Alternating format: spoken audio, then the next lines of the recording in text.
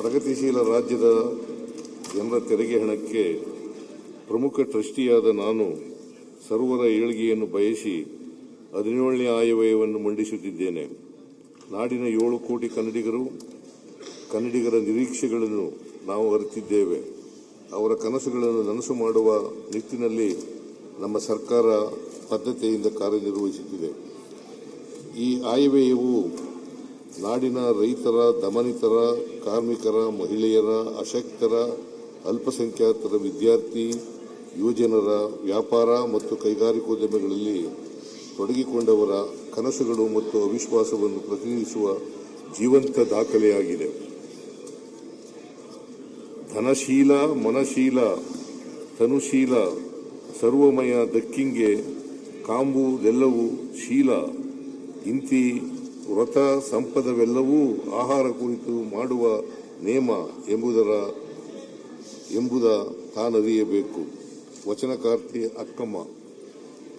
ನಾವು ರೂಪಿಸುವ ಯೋಜನೆಗಳು, ವಿನಿಯೋಗಿಸುವ ಅನುದಾನಗಳು ಯಾರ ಏಳಿಗೆಯನ್ನು ಬಯಸುತ್ತವೆ, ಅವುಗಳು ಸದುದ್ದೇಶದಿಂದ ರೂಪುಗೊಂಡಿವೆಯೇ ಎಂಬುದನ್ನು ಅರಿತು ಮುನ್ನಡೆಯಬೇಕಾಗಿದೆ.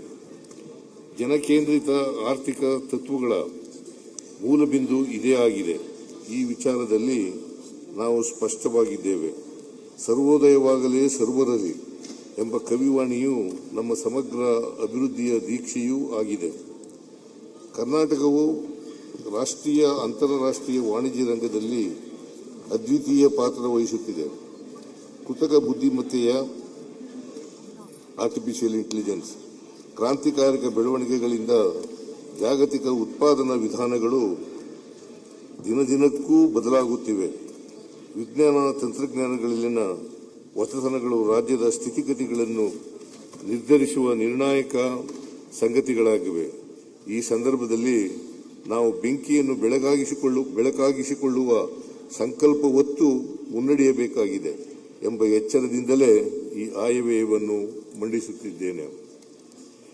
ರಾಷ್ಟ್ರದ ಅಭಿವೃದ್ಧಿಯ ಸರ್ವ ಕ್ಷೇತ್ರಗಳಲ್ಲೂ ನಮ್ಮ ರಾಜ್ಯವು ಮುಂಚೂಣಿಯಲ್ಲಿದೆ.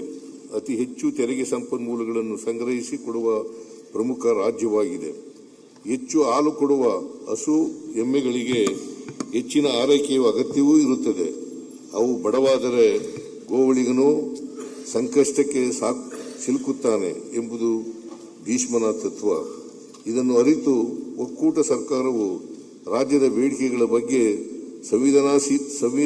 ಸಂವೇದನಾಶೀಲತೆಯಿಂದ ವರ್ತಿಸಬೇಕೆಂದು ಆಗ್ರಹಿಸುತ್ತೇವೆ. ಭಾರತದಂಥ ವೈವಿಧ್ಯಮಯ ಸಂಸ್ಕೃತಿಗಳ ರಾಷ್ಟ್ರವು ಸಹಕಾರಿ ಒಕ್ಕೂಟ ವ್ಯವಸ್ಥೆಯಿಂದ ಮಾತ್ರವೇ ಅಭಿವೃದ್ಧಿ ಸಾಧಿಸಬಹುದಾಗಿದೆ.